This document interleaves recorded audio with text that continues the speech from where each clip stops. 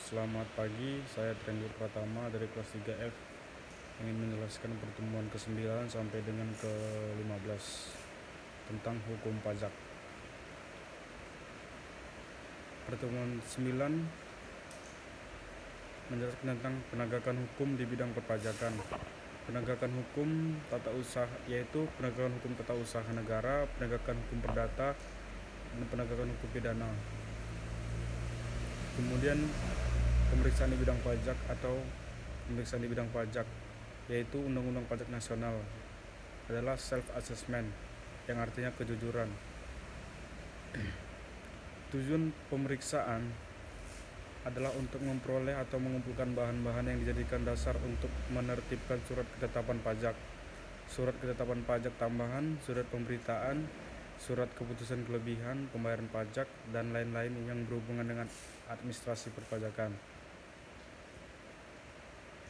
Adapun ruang lingkup dan tata cara pemeriksaan yaitu yang pertama, memeriksa buku-buku, catatan-catatan, bukti-bukti pembukuan, dan dokumen-dokumen pendukung lainnya.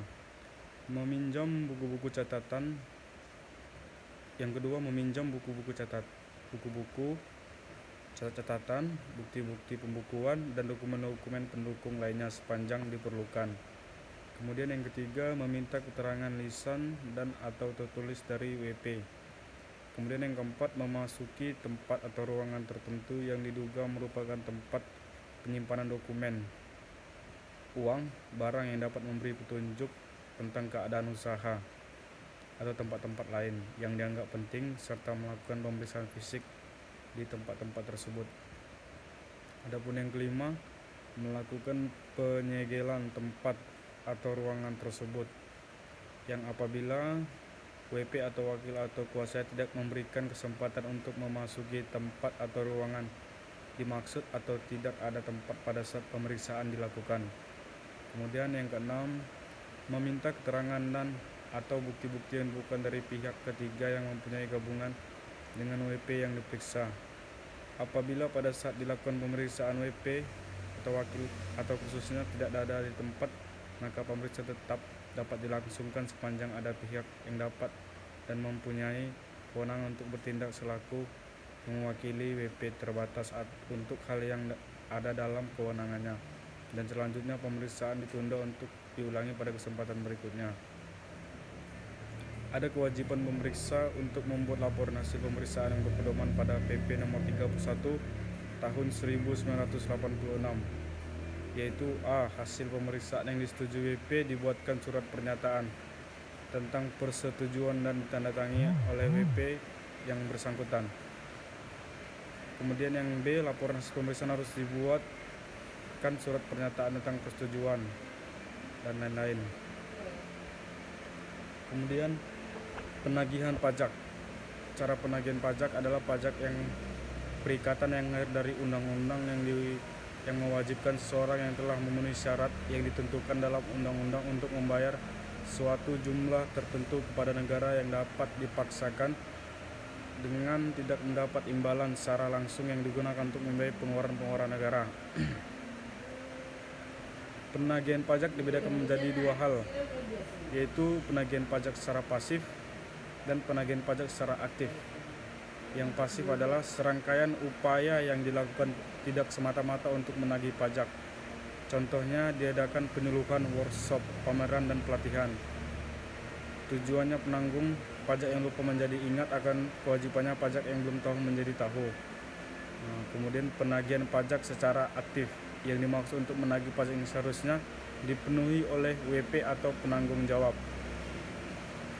Penanggung pajak dengan wajib pajak berbeda. Penanggung pajak orang pribadi, badan yang bertanggung jawab atas pembayaran pajak, termasuk wakil yang menjalankan hak dan memenuhi kewajiban WP menurut ketentuan peraturan perundang-undangan perpajakan.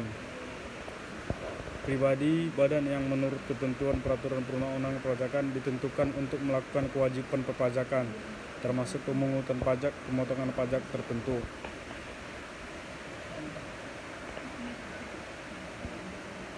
Kemudian penagihan pajak dengan surat paksa. Dasar hukum Undang-Undang Nomor 19 Tahun 2000 tentang penagihan pajak dengan surat paksa. Surat paksa mempunyai kekuatan hukum yang sama dengan seperti putusan hakim yang sudah mempunyai kekuatan hukum yang pasti sudah dapat dilaksanakan. Prosedur penagihan pajak. Penagihan pajak dalam sistem self-assessment dilaksanakan sedini mungkin sejak timbulnya utang pajak atau sebelum tanggal jatuh tempo pembayaran atau penyetoran pajak melalui penagihan pajak persuasif. Contohnya pengumuman, himbauan, telepon atau surat, diskusi atau dialog, dan perpajakan. Di sini tidak bayar pajak berarti tidak kooperatif. Prosedurnya jatuh tempo, STP tambah bunga 2%, sebulan maksimal 24 bulan, 1 bulan jatuh tempo segera setelah 7 hari, teguran 21 hari, surat paksa 2 kali 24 jam, surat perintah melakukan penyitaan paling cepat 10 hari. Kemudian permintaan jadwal, waktu, dan tempat pelelangan kantor lelang negara. Penagihan seketika dan sekaligus. Upaya pencegahannya melakukan pelarangan. Jadi di sini nih tentang pajak semua. Perpajakan tentang penagihan seketika dan sekaligus. Kemudian pertemuan ke-12 adalah menentukan tarif pajaknya. Besar utang pajak ditentukan oleh jumlah yang menjadi dasar pengenaan pajak, jumlah yang dikenai pajak, kemudian tarif yang ditetapkan terhadapnya.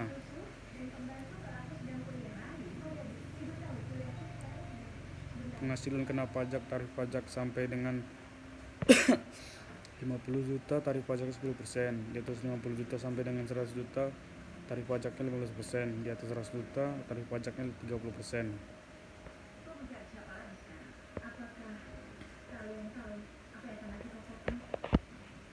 Kemudian pertemuan ke-13 sampai ke-14 yaitu hukum pajak internasional, membahas tentang pajak-pajak yang ada pajak-pajak internasional.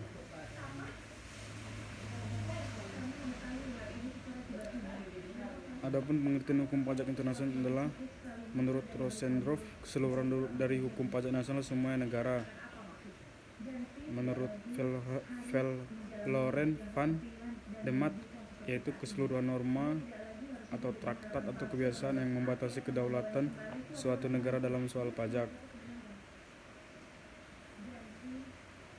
Adapun pajak ganda (INTL) adalah pajak ganda terjadi apabila pajak-pajak dari dua negara lebih saling menindih sehingga orang-orang yang dikenakan pajak di negara yang lebih dari satu memikul beban pajak yang lebih besar.